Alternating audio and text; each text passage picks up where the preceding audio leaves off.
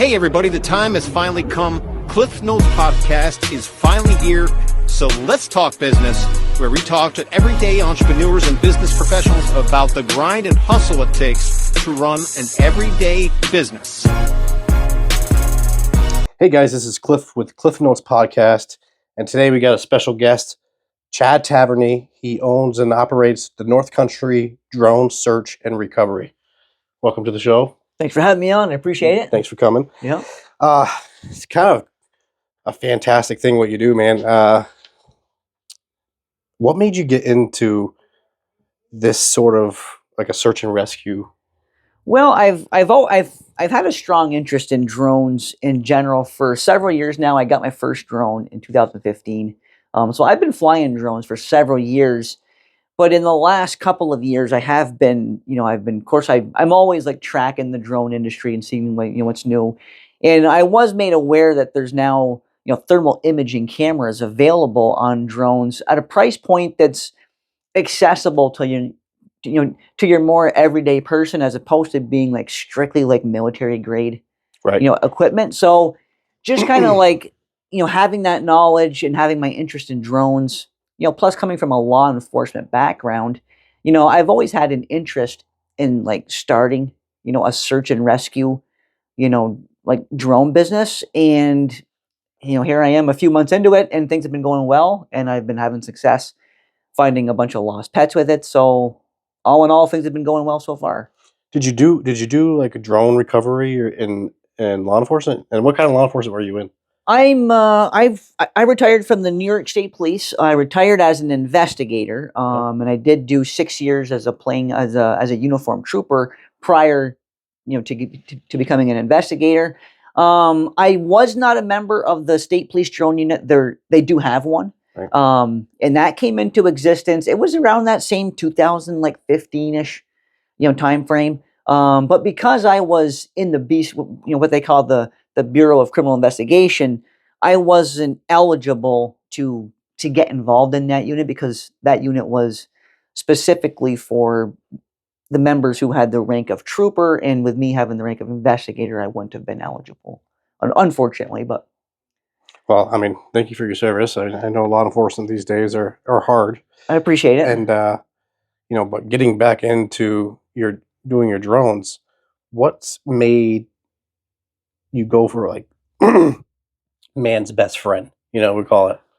Well, I'll be honest with you. I really didn't when I got my thermal drones. I honestly bought them with the intention of starting a search and recovery business, mainly focused around the recovery of deer. For like when a hunter shoots a deer and it runs into a swamp or whatever, and they can't find it, or then they'll call me in and I can help them retrieve, hopefully at that point, their deceased deer that they shot.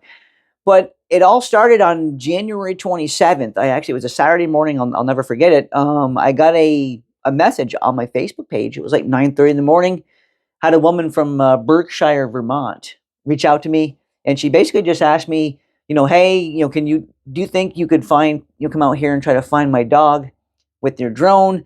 My dog's been missing for I think that was day 6. And I thought about, she basically asked me, if I thought my drone could find her dog, and I didn't have any question that my drone was capable Right. of finding the dog. It was going to be just, a mere question of, well, where could this dog possibly be over the course of 6 days? And this was a very remote wooded type area up there. It was actually only like a mile or two from the Canadian border, up there in northern Vermont. So I agreed to take the job, and it was about a 2-hour drive over there. And after I started flying, within about 45 minutes, I had the dog found. It was in this very large, I call it a tag alder swamp. It's just a very, low level brush, but just very wet and swampy type ground. The dog was in there, just, standing in the middle of it basically. And, after about a half an hour of coordinating with the family members on how we're going to get the dog back, we were able to flush it out of the swamp, and it ended up running to the next door neighbor's house. And it went to the lady there.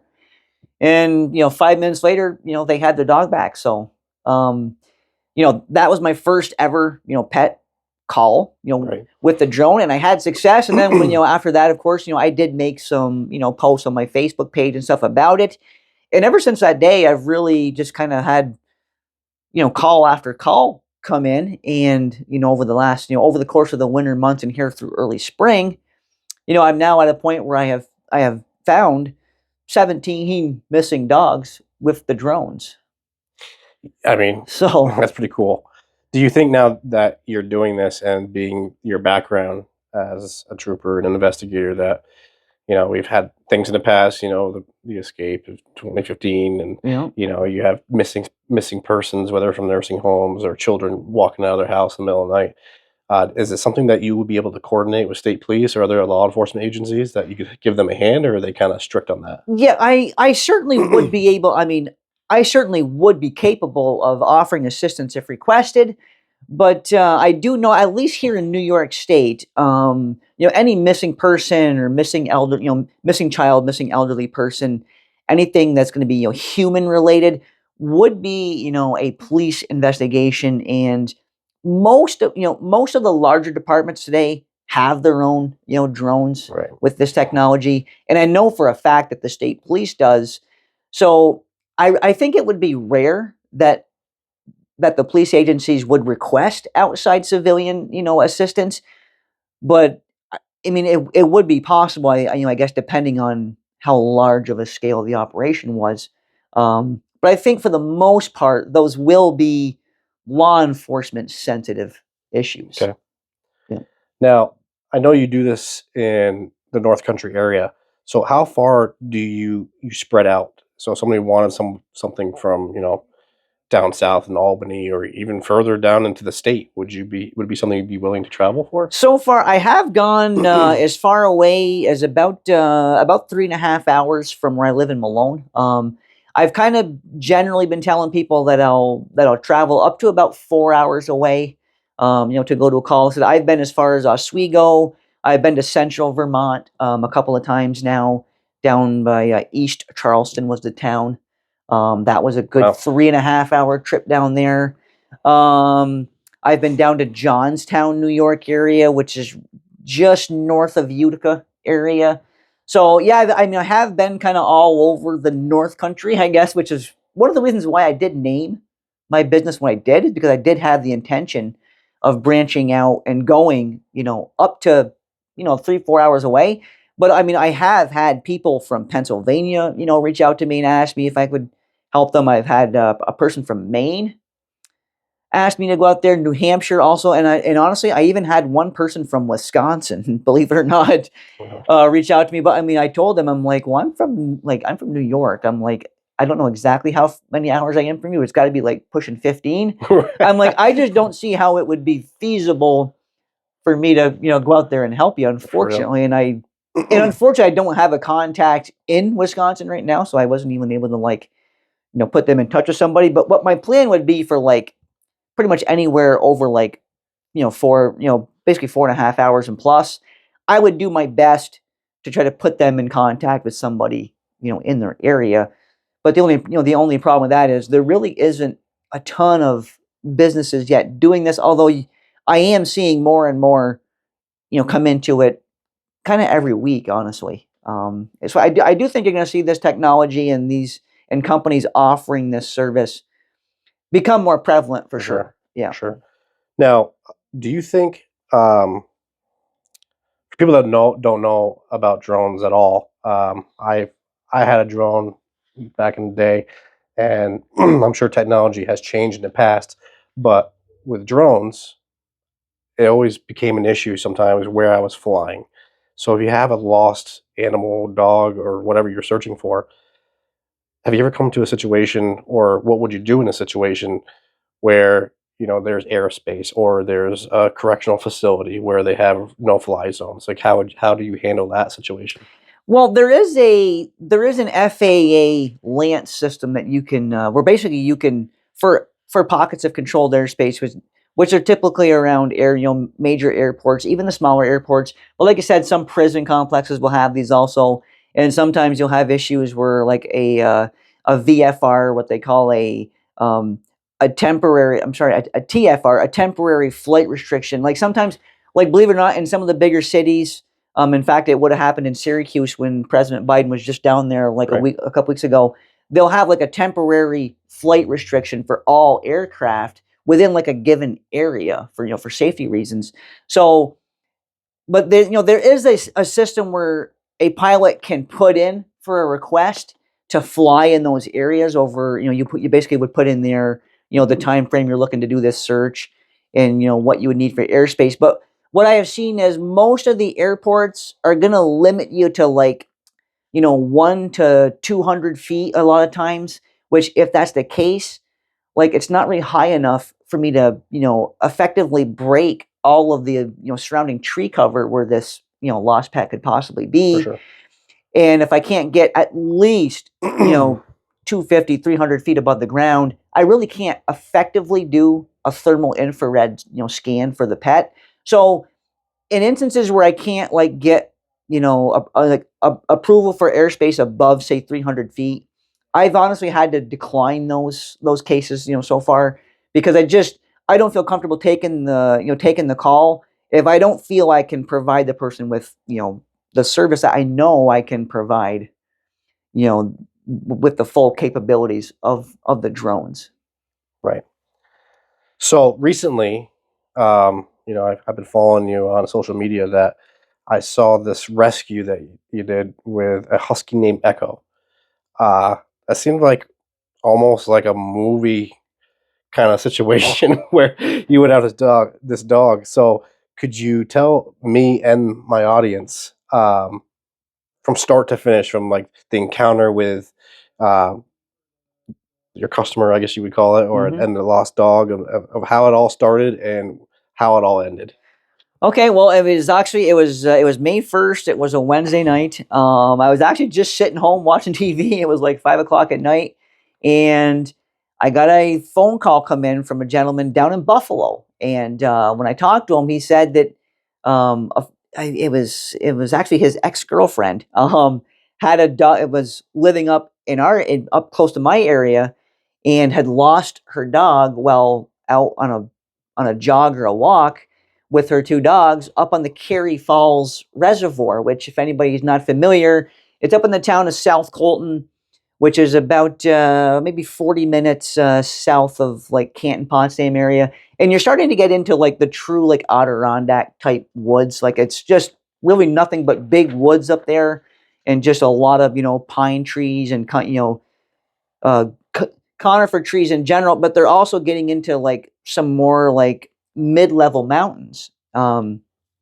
So I got the call from him, and then he gave me her phone number. I touched base with her, and she basically told me that she was out with her two dogs, again, just up walking the shoreline of the Cary Falls Reservoir, and she had the dogs on. She described them as a running leash, and they were like attached to her.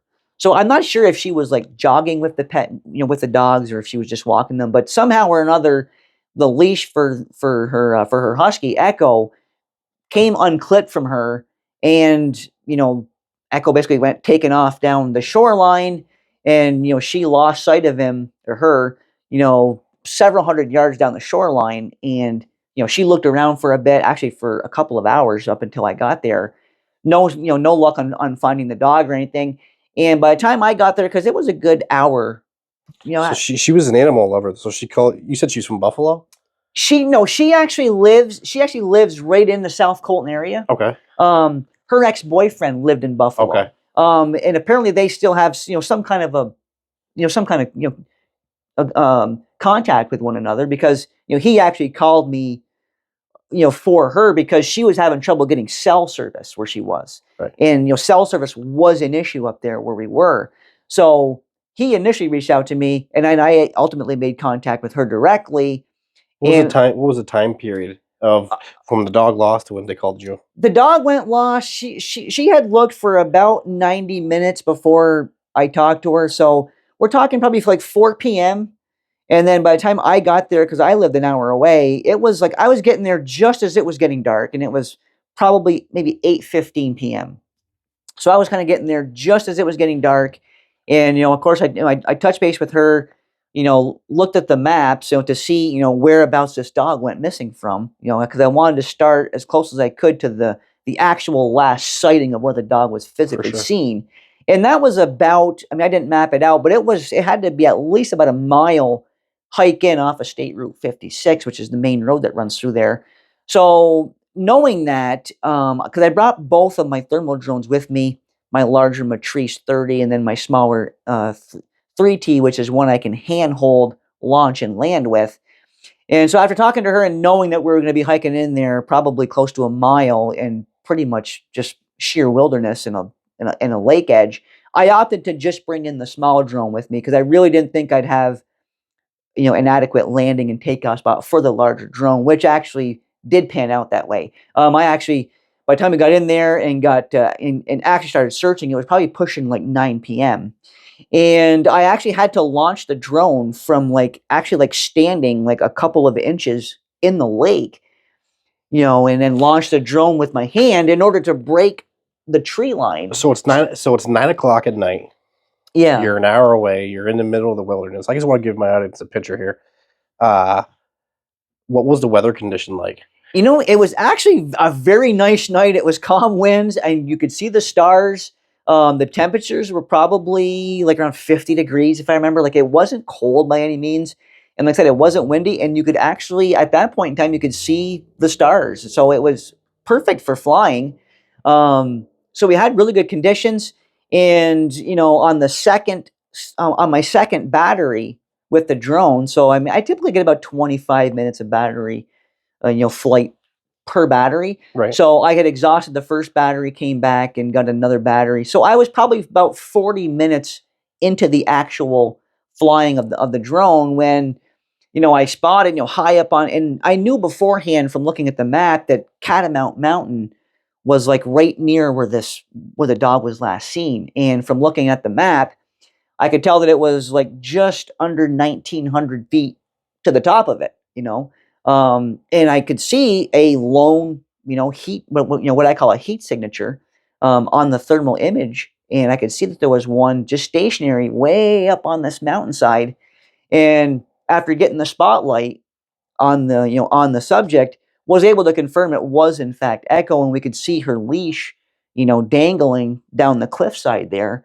And at that point, we were talking amongst ourselves. We weren't sure if her leash maybe had gotten hung up on a rock or a tree branch or something up there, because the dog wasn't moving at all. I mean, we watched the dog for a good, 5-10 minutes while we were kind of getting a game plan together, and the dog didn't move. It was just sitting in one spot, and but I wasn't able to confirm if the dog was actually hung up on anything or just like trapped on this ledge. When you say spotlight, was a spotlight on your drone, or I've got spotlights for each of the drones. So essentially at nighttime, because the best time for me to actually like fly and do an infrared search is actually at nighttime, honestly, because there's no sunlight that's heating up anything on the ground or trees or rocks or anything. So you really get the best thermal searching conditions when it's dark out. And of course, in order to confirm what I'm looking at, I need a spotlight. And then when I switch over to my color cameras, my color zoom camera, I can zoom in with the spotlight and tell you, this is exactly what I'm looking at. And how many feet were you from the bottom of the base of the mountain? At that point I wasn't able to tell because the drone can't determine that. Right. But I could just tell by the appearance of what I was seeing on the infrared camera and how that rock ledge was looking out. I knew that it was on the upper third of the mountain, but I wasn't able to tell exactly how high up.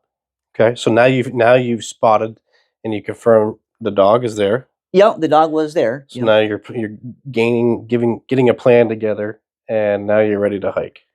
Yeah, my initial plan was actually because I always like to, if I can, get the owner of the pet or somebody that knows it very well to the animal, because what often happens with these missing dogs is they go into what's called fight or flight mode. Sure. And I have legitimately see it play out almost universally where they will not often recognize their owners. And it can happen in just a couple of hours of being in the woods.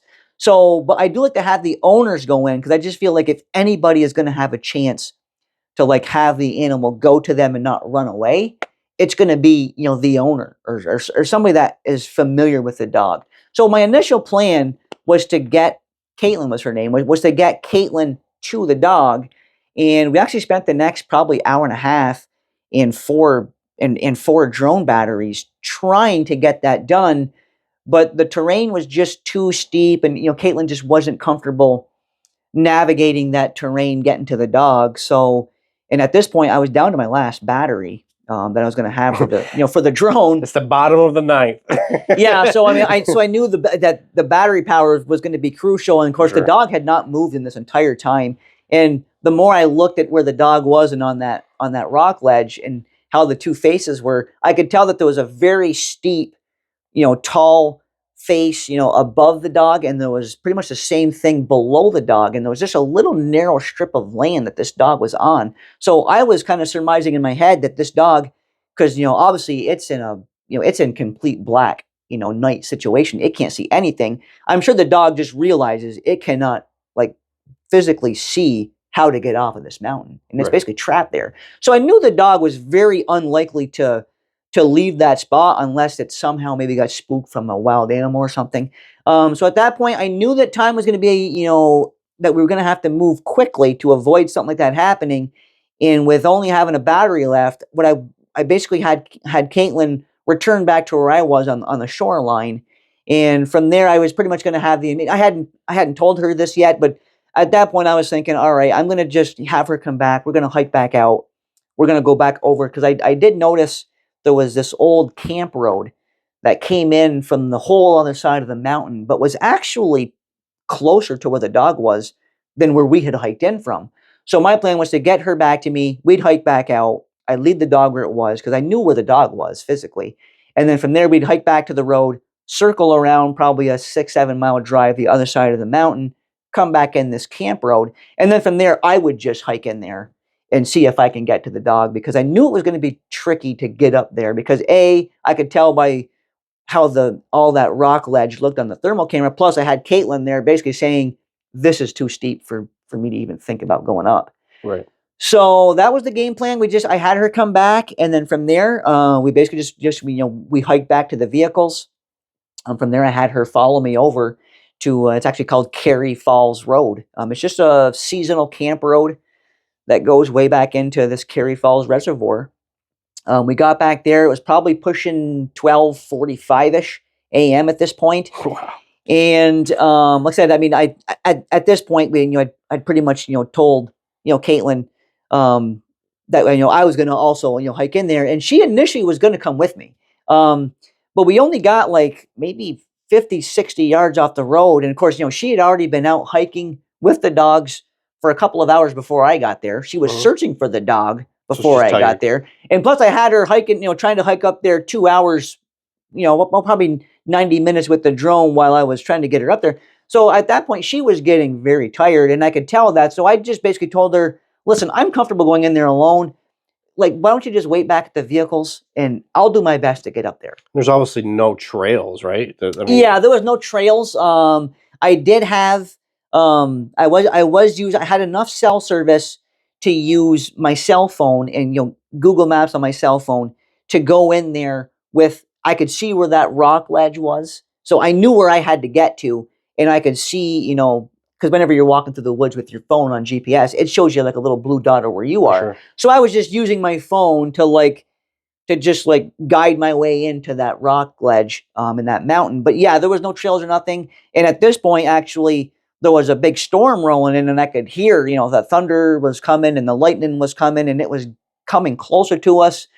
And before I started hiking, I actually looked at the radar and confirmed that there was a very big, there was a pretty large thunderstorm system rolling our way. So I was assuming I was probably going to get wet during this. So what kind of gear do you have at this moment now? At this point, I really didn't have any gear. The only thing I had with me was my cell phone and the clothes I had brought with me. And I do have, in fact, I've worn it on most of my calls. I have just this real favorite wool vest that I wear. It's a very warm vest, so I always have that with me. But I just had basically the clothes I was wearing and my phone as far as gear on me. And from there, it was just pretty much try to hike in and do my best to try to find this dog. I did have a headlamp with me. Okay. I did have a headlamp that I keep in my vehicle because whenever I'm doing these night searches, even if it's just like to see the controller or to, change out batteries in the back of my truck, having that headlamp just makes things, quicker for me in general. So you're going through terrain,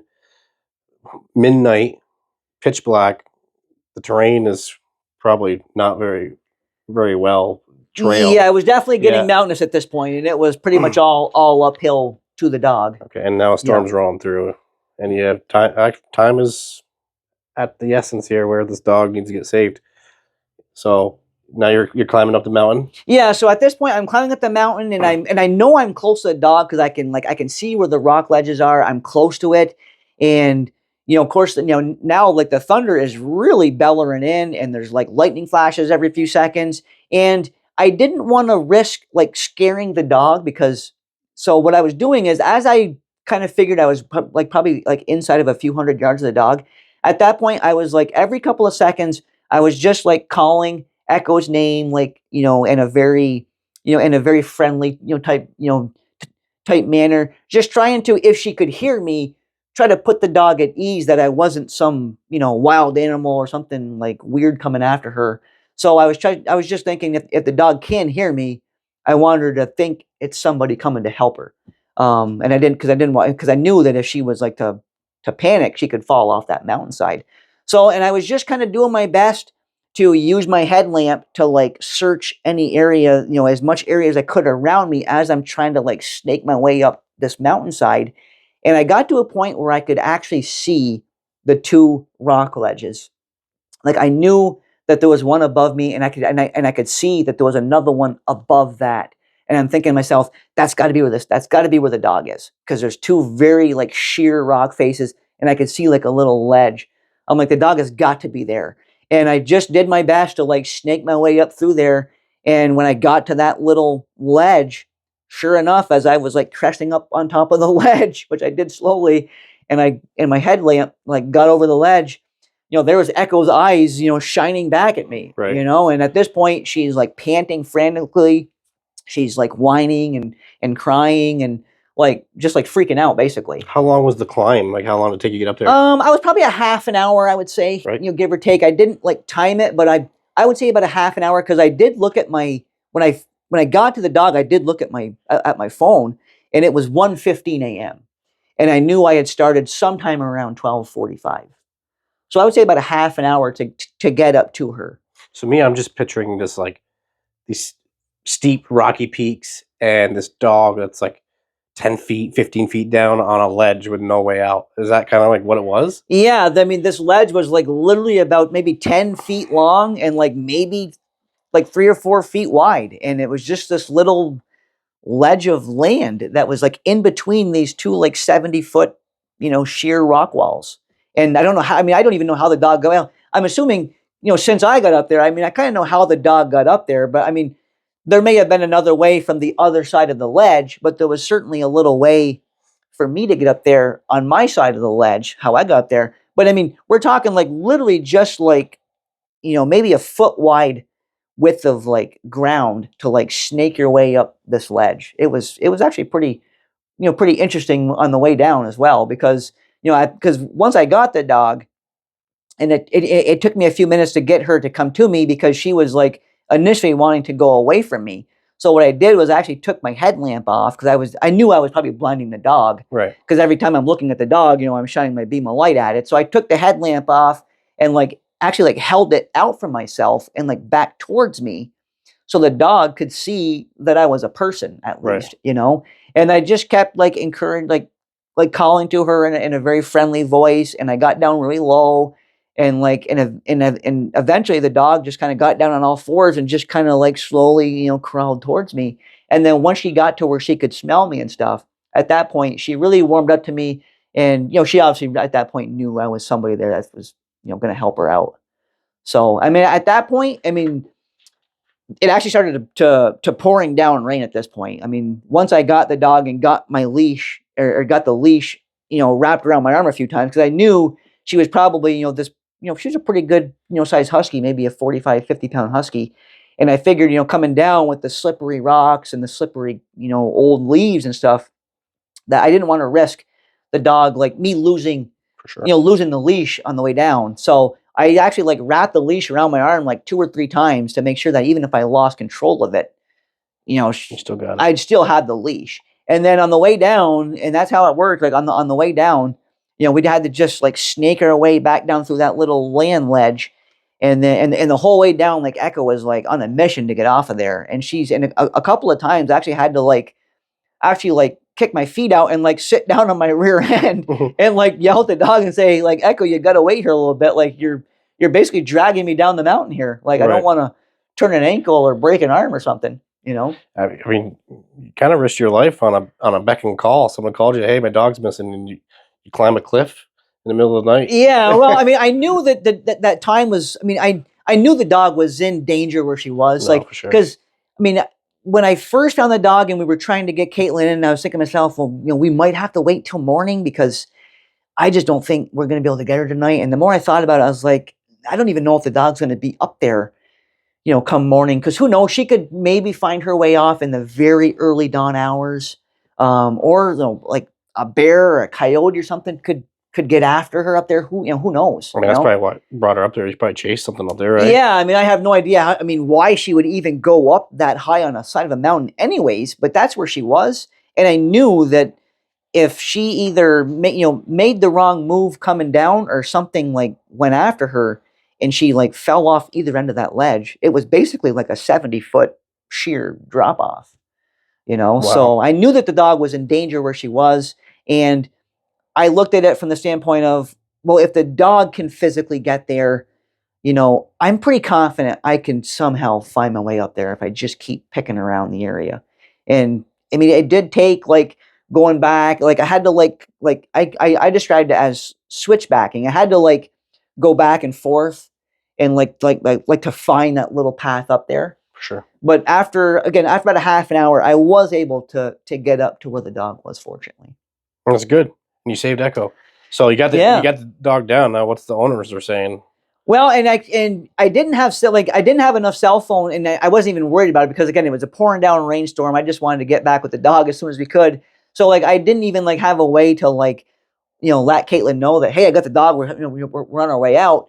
So she would have been like totally surprised because there was because where we were parked, she was actually parked where her vehicle lights were shining down the road that you initially walked down in on before I cut right to just go into the woods.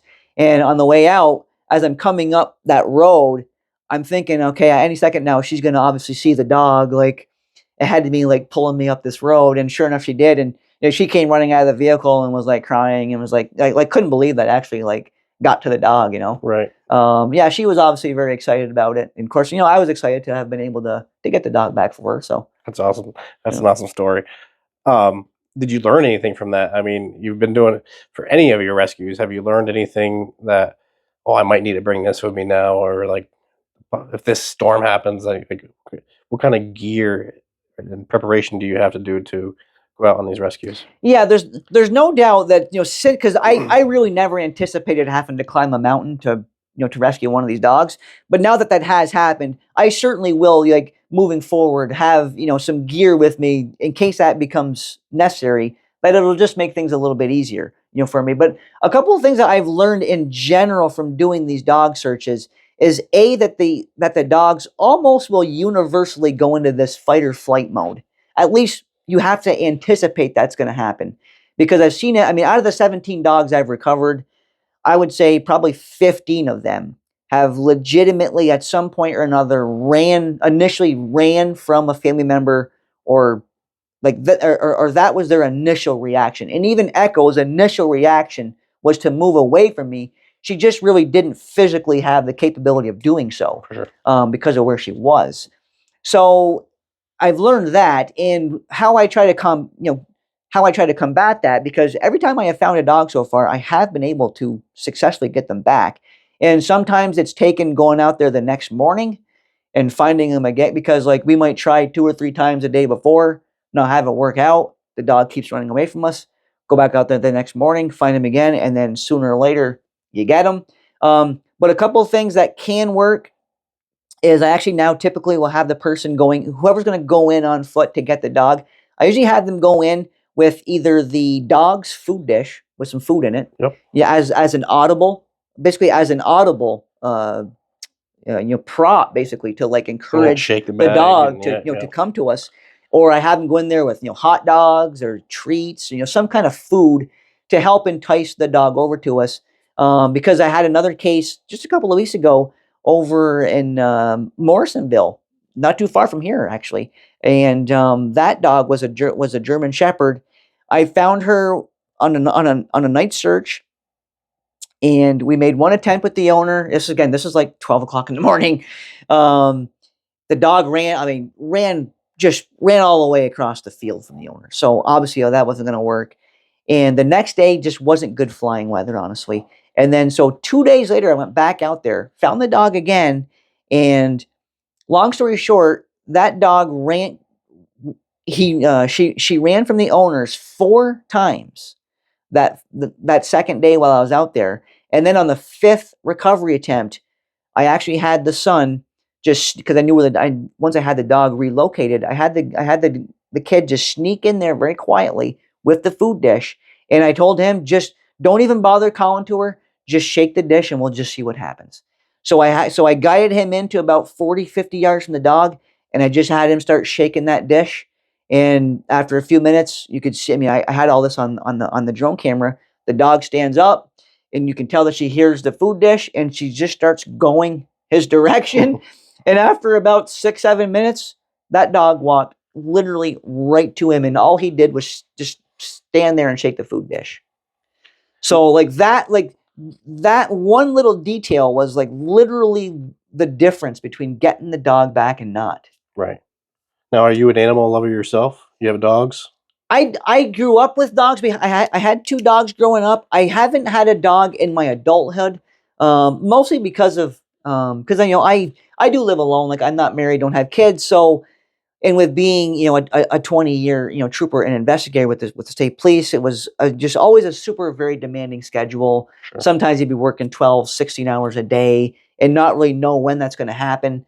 So like it just seemed like having my own dog just wasn't really feasible, because there'd be times where I'd be like basically having to leave my dog unattended for, up to like a day at a time. So it never panned out in my adulthood to this point, but I do consider myself an animal lover and would certainly, always enjoyed having my dogs growing up as a kid for sure. Right. Yeah. Are you just limited to just dogs, or if someone? I know my wife lost her cat last summer and was probably gone for like a week and a half, and she was a mess. And I imagine cats are a lot harder to find because they can go in trees and under things. And I actually ended up catching it in a live trap. And she came in the middle of the night. I brought food out for her. She comes in the middle of the night, has the live trap in my over my head in my bed, and she's like, "I can't get him out."